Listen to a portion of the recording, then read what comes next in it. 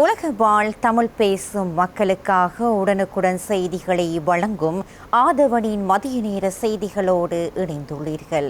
செய்திகளுடன் நான் வினிப்பிரியா மணிநாதன். வடக்கு கிழக்கில் இலங்கை தமிழரசு கட்சி பாரிய வெற்றியை பெற்றுள்ள நிலையில் கட்சியின் பொதுச் செயலாளரான எம்.ஏ. சுமந்திரன் விசேட ஊடக சந்திப்பினூடாக நாட்டு மக்களுக்கு நன்றி தெரிவித்துள்ளார். 2025 ஆண்டு உள்ளூராட்சி சபை தேர்தலில் தேசிய மக்கள் சக்தி பெரும்பான்மையான வாக்குகளை பெற்றுள்ளது. வெளியான உத்தியோகபூர்வ முடிவுகளின் அடிப்படையில் 339 உள்ளூராட்சி சபைகளில் 254 சபைகளில் தேசிய மக்கள் சக்தி பெரும்பான்மையை பெற்றுள்ளது. இதன்படி தேசிய மக்கள் சக்தி 94 உள்ளூராட்சி சபைகளில் பெரும்பான்மையை பெற்றுள்ளது. அங்கு அவர்கள் தங்கள் ஆட்சியை அமைக்க முடியும் என்பது குறிப்பிடத்தக்கது. நடைபெற்ற உள்ளூராட்சி மன்ற தேர்தலுக்கு அமைய இன்று காலை 10 மணி வரை வெளியான முடிவுகளின் அடிப்படையில் தேசிய மக்கள் சக்தி தொடர்ந்து முன்னிலை வகிக்கிறது. 200 உள்ளூராட்சி அமைப்புகளில் தேசிய மக்கள் சக்தி பெரும்பான்மை உறுப்பினர்களை பெற்றுள்ளது. இது குறிப்பிடத்தக்க தேர்தல் வெற்றியை குறிக்கிறது. இந்த நிறுவனங்களில் 99 சபைகளில் தெளிவான பெரும்பான்மையை பெற்றுள்ளது. கூட்டணி ஆதரவு தேவையில்லாமல் கட்சி சுயாதீனமாக நிர்வாகங்களை அமைப்பதற்கான பெரும்பான்மையை பெற்றுள்ளது. இதற்கமைய வெளியான 273 உள்ளூராட்சி மன்றங்களுக்கான உத்தியோகபூர்வ முடிவுகளின் அடிப்படையில் தேசிய மக்கள் சக்தி 38,68,755 வாக்குகளை பெற்று 3,410 உறுப்பினர்களை தன்னகத்தை கொண்டுள்ளது.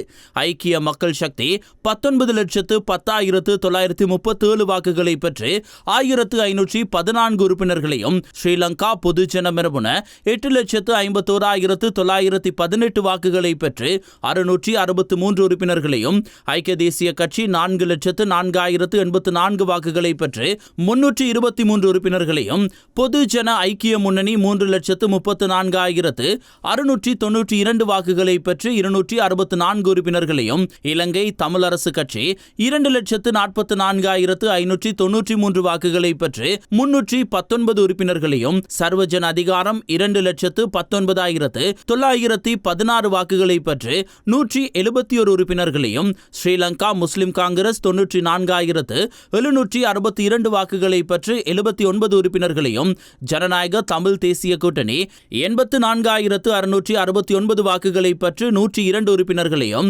அகில இலங்கை மக்கள் காங்கிரஸ் 67,454 வாக்குகளை பெற்று 97 உறுப்பினர்களையும், அகில இலங்கை தமிழ் காங்கிரஸ் 62,333 வாக்குகளை பெற்று 49 உறுப்பினர்களையும் பெற்றுக்கொண்டது. வெளியாகியுள்ள பெறுபேறுகளின் அடிப்படையில் உள்ளூராட்சி மன்ற தேர்தலில் தேசிய மக்கள் சக்தி அமோக வெற்றி பெற்றுள்ளமை நிரூபிக்கப்பட்டுள்ளதாக மக்கள் விடுதலை முன்னணியின் பொதுச் செயலாளர் டெல்வின் சில்வா தெரிவித்துள்ளார். கொழும்பில் இன்று இடம்பெற்ற ஊடக சந்திப்பில் இதனை குறிப்பிட்டார். வெளியாகியுள்ள பெறுபேறுகளின் அடிப்படையில் உள்ளூராட்சி மன்ற தேர்தலில் தேசிய மக்கள் சக்தி அமோக வெற்றி பெற்றுள்ளது. மீண்டும் எம்மீது நம்பிக்கை வைத்து எமக்கு வாக்களித்த மக்களுக்கு நாம் எமது நன்றியை தெரிவித்துக் கொள்கின்றோம். பெரும்பான்மையை பெறாத கட்சிகளை மக்கள் நிராகரித்துள்ளனர். 339 உள்ளூராட்சி மன்றங்களில் 254 உள்ளூராட்சி மன்றங்களை நாம் கைப்பற்றியுள்ளோம். நாட்டு மக்கள் தேசிய மக்கள் சக்தி மீதே நம்பிக்கை வைத்துள்ளனர். எம்மீது நம்பிக்கை வைத்து எமக்கு மீண்டும் பாரிய வெற்றியை பெற்றுக் கொடுத்துள்ளனர். எமக்கான பொறுப்பு மேலும் அதிகரித்துள்ளது. நாட்டை அபிவிருத்தி செய்வதற்கான வேலை திட்டங்களை நாம் ஆரம்பிப்போம். நாம் நாட்டில் மாற்றத்தினை ஏற்படுத்தினோம். கிராம மட்டங்களிலும் நாம் அதனை செயற்படுத்துவோம். எங்களுக்கு கிடைக்கப்பெற்றிருக்கின்ற மக்கள் ஆணையை பொறுத்து, அதாவது இது ஒரு நடுநிலையான வெற்றி என்றே தான் கூற வேண்டும்.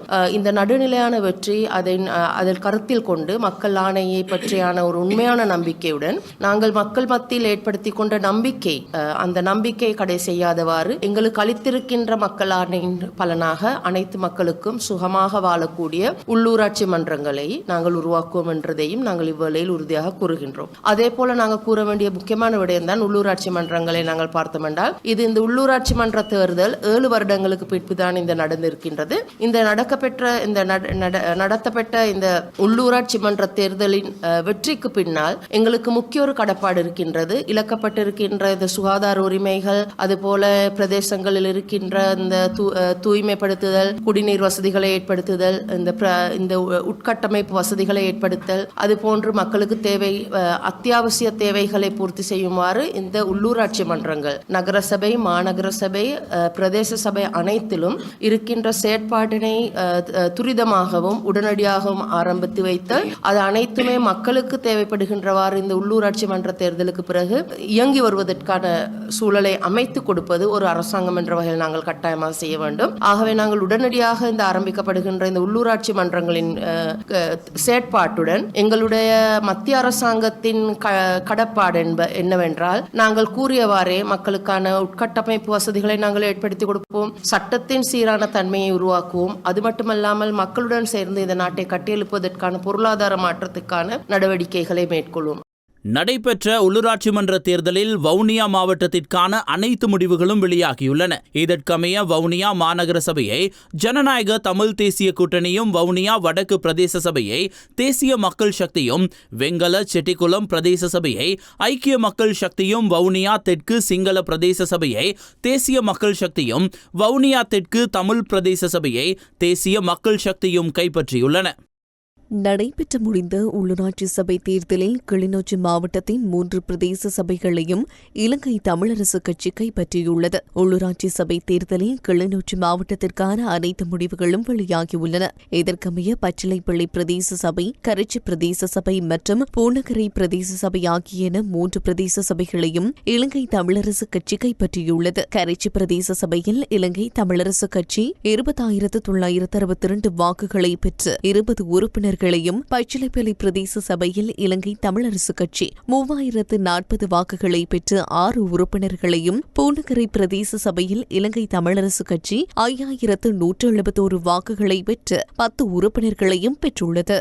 யாழ்ப்பாணம் மாவட்டத்திலே நடைபெற்ற உள்ளூர் அதிகார சபைக்கான தேர்தல் செயற்பாடுகள் அனைத்து தரப்பினருடைய முழுமையான பங்களிப்போடு மிக சிறப்பாக நடைபெற்று முடிந்திருக்கின்றது. ஒரு நீதியான, சுமூகமான, நம்பகத்தன்மையுடைய தேர்தலாக இத்தேர்தல் அமைந்திருக்கின்றது. அந்த வகையிலே இந்த தேர்தல் கடமைகளோடு எங்களோடு இணைந்திருந்த அனைத்து உதவி தெரிவித்தாட்சி அலுவலர்கள், பிரதான கணக்கெண்ணும் உத்தியோகத்தர்கள், சிரேஷ்ட தலைமை தாங்கும் உத்தியோகத்தர்கள் உட்பட தேர்தல் கடமையில் ஈடுபட்ட அனைத்து தர உத்தியோகத்தர்கள் மற்றும் குழு கடமையிலே ஈடுபட்ட உதவி தெரிவத்தாட்சி உத்தியோகத்தர்கள் உட்பட ஏனைய அனைத்து உத்தியோகத்தர்களுக்கும் தெரிவத்தாட்சி அலுவலர் என்ற ரீதியிலே என்னுடைய நன்றிகளை இந்த சந்தர்ப்பத்திலே தெரிவித்துக் கொள்கின்றேன். மேலும் பாதுகாப்பு செயற்பாடுகளை முன்னெடுத்த வடமாகாண சிரேஷ்ட போலீஸ் மா அதிபர் உட்பட போலீஸ் உத்தியோகத்தர்கள், கடற்போக்குவரத்து வசதிகளை ஏற்படுத்தி தந்த வடபிராந்திய கடற்படை கட்டளை தளபதி உட்பட கடற்படையினர் ஆகியோருக்கும் என்னுடைய நன்றிகளை இந்த சந்தர்ப்பத்திலே தெரிவித்துக் கொள்கின்றேன். நெடுந்தீவு, நைனாதீவு, அனலதீவு, எழுவதீவு வாக்களிப்பு நிலையங்களுக்கு வாக்குப்பட்டிகள் உட்பட இதர ஆவணங்களை எடுத்து சென்று மீள கொண்டு வருவதிலே கடற்படையுடைய பங்களிப்பு எங்களுக்கு உதவி இருந்தது. அதே வேளையிலே இணைப்பு செயலகங்களாக பிரதேச செயலகங்களிலே பிரதேச செயலாளர்கள் மற்றும் உதவி பிரதேச செயலாளர்கள், நிர்வாக கிராம அலுவலர்கள் உட்பட அவர்கள் தங்களுடைய பணியினை மிக சிறப்பாக மேற்கொண்டு அங்கே ஏற்படுகின்ற தேவைப்பாடுகளை பூர்த்தி செய்யக்கூடியதாக தங்களுடைய செயற்பாடுகளை முன்னெடுத்திருந்தார்கள். அதனோடு இணைந்தவர்களாக கிராம உத்தியோகத்தர்கள் வாக்களிப்பு நிலையங்களை தயார்படுத்துவதிலே தங்களுடைய காத்திரமான பங்களிப்பை வழங்கியிருந்தார்கள். இதற்கு மேலதிகமாக இந்த வாக்குப்பட்டிகளை வாக்களிப்பு நிலையங்களுக்கு எடுத்துச் செல்வதிலும் அவற்றை மீள கொண்டு வருவதிலும் எங்களுக்கு இலங்கை போக்குவரத்து சபையினரும் தனியார் பேருந்து சேவையினரும் தங்களுடைய பணியினை வழங்கியிருந்தார்கள். அவர்களுக்கும் இந்த தேர்தலிலே பணியாற்றியமைக்காக என்னுடைய சிறப்பான நன்றிகளை இந்த சந்தர்ப்பத்திலே தெரிவித்துக் கொள்வதோடு, கட்சிகள் மற்றும் சுயேட்சை குழுக்களுடைய அரசியல் பிரமுகர்கள் மற்றும் வாக்காளர் பெருமக்கள் ஆகியோருக்கும் என்னுடைய இந்த சந்தர்ப்பத்திலே நன்றிகளை அவர்களுக்கு தெரிவித்துக் கொள்வதோடு, தேர்தல் கண்காணிப்பாளர்கள் தங்களுடைய கண்காணிப்பு பணியினை மிகவும் சிறப்பான முறையில் மேற்கொண்டிருந்தார்கள். அதற்கு மேலதிகமாக ஊடகவியலாளர்கள் தங்களுடைய பணியினை மிக சிறப்பாக மேற்கொண்டு உடனடியாகவே யாழ்ப்பாணம் மாவட்டத்தினுடைய பெறுபேட்டு நிலவரங்களை தெளிவுபடுத்தியிருந்தார்கள். அந்த வகையிலே அவர்களுக்கும் என்னுடைய நன்றிகளை கூறிக்கொண்டு, யாழ்ப்பாண மாவட்டத்திலே சுமூகமான முறையிலே இந்த உள்ளூர் அதிகார சபை தேர்தல் நடைபெற்று முடிந்தமைக்காக ஒத்துழைத்த பாடுபட்ட அனைத்து உத்தியோகத்தர்கள் மற்றும் அனைத்து தரப்பினருக்கும் மாவட்டத்தினுடைய தெரிவத்தாட்சி அலுவலர் என்ற ரீதியிலே என்னுடைய நன்றிகளை இந்த சந்தர்ப்பத்திலே உங்கள் அனைவருக்கும் தெரிவித்துக் கொள்கின்றேன். நடைபெற்று முடிந்த உள்ளூராட்சி சபை தேர்தலில் முல்லைத்தீவில் 4 பிரதேச சபைகளையும் இலங்கை தமிழரசு கட்சி கைப்பற்றியுள்ளது. நடைபெற்ற உள்ளூராட்சி சபை தேர்தலில் முல்லைத்தீவு மாவட்டத்திற்கான அனைத்து முடிவுகளும் வெளியாகியுள்ளன. இதற்கமைய மாந்தை கிழக்கு பிரதேச சபை, துணுக்காய் பிரதேச சபை, புதுக்குடியிருப்பு பிரதேச சபை மற்றும் கரைத்துறைப்பற்று பிரதேச சபை ஆகிய 4 பிரதேச சபைகளையும் இலங்கை தமிழரசு கட்சி கைப்பற்றியுள்ளது. மாந்தை கிழக்கு பிரதேச சபையில் இலங்கை தமிழரசு கட்சி 1364 வாக்குகளை பெற்று 4 உறுப்பினர்களையும், கரைத்துறை பெற்ற பிரதேச சபையில் இலங்கை தமிழரசு கட்சி 6306 வாக்குகளை பெற்று 7 உறுப்பினர்களையும், புதுக்குடியிருப்பு பிரதேச சபையில் இலங்கை தமிழரசு கட்சி 10,816 வாக்குகளை பெற்று 11 உறுப்பினர்களையும், துணுக்காய் பிரதேச சபையில் இலங்கை தமிழரசு கட்சி 1594 வாக்குகளை பெற்று 4 உறுப்பினர்களையும் பெற்றுள்ளது. இலங்கை தமிழரசு கட்சி பெரு வெற்றி ஈட்டியிருக்கிறது. இந்த மக்கள் எங்களுக்கு கொடுத்த இந்த வெற்றியை மிக தாழ்மையோடு நாங்கள் ஏற்றுக்கொள்கிறோம். பெரு வெற்றி என்று நான் சொல்வதற்கான காரணம், இலங்கை தமிழரசு கட்சி வடக்கிலேயும் கிழக்கிலேயும் 58 சபைகளிலே நாங்கள் போட்டியிட்டிருக்கிறோம். 40 சபைகளிலே, குறைந்தது 40 சபைகளிலே நாங்கள் நிர்வாகங்களை அமைக்கக்கூடியதான முடிவுகள் வெளிவந்திருக்கிறது. இது ஒரு பெரிய வெற்றி. ஏனென்றால் 58 சபைகளாக இருந்தாலும் அதிலே 8-10 சபைகள் எங்களுக்கு தமிழ் மக்களுக்கு பெரும்பான்மை இல்லாத சபைகளாகவும் இருந்திருக்கின்றன. ஆகையினாலே 50-40 என்று கூட சொல்லலாம். அப்படியான வெற்றி மக்கள் எங்களுக்கு கொடுத்திருக்கிறார்கள். இந்த தேர்தல் முடிவிலே கவனிக்க வேண்டிய சில விடயங்களும் உண்டு. அதாவது, தமிழ் தேசிய கூட்டமைப்பாக 2018ஆம் ஆண்டு நாங்கள் சேர்ந்து இந்த தேர்தலிலே போட்டியிட்டதை விட தனியாக இலங்கை தமிழரசு கட்சி பெற்றிருக்கிற இந்த முடிவுகள் அதை விட மேலானது, அதை விட திறமானது. அது முதலாவதுடைய. இரண்டாவது, நான் அடிக்கடி அந்த காலத்திலேருந்தே சொல்லிக் கொண்டிருந்த ஒரு விடயம், இந்த தேர்தல் முறையிலே ஒரு கட்சி தனியாக போட்டியிடுவதை தவிர்த்து ஒன்றாயிருக்கிற கட்சிகள் தனித்தனியாக போட்டியிட்டு பின்னர் நிர்வாகங்களை அமைப்பது சாத்தியமானது என்பது அந்த கணக்கு இப்போ பலருக்கு புரிய வரும். ஆகையினாலே கட்சியை உடைத்து விட்டோம், கூட்டமைப்பை உடைத்து விட்டோம் என்று சொல்லுகிறவர்களுக்கும் இந்த தேர்தல் முடிவுகள் சரியான ஒரு பாடத்தை படிப்பித்திருக்கிறது. இடைவேளைக்கு பின்னர் ஆதவன் செய்திகள் தொடரும். ஸ்ரீ ஜெயவர்தனபுர பல்கலைக்கழகத்தில் கல்வி பயிலும் மாணவனை தாக்கி காயப்படுத்திய சம்பவம் தொடர்பில் மேலும் 6 பேர் ஹோமாகம போலீசாரால் நேற்று கைது செய்யப்பட்டுள்ளனர்.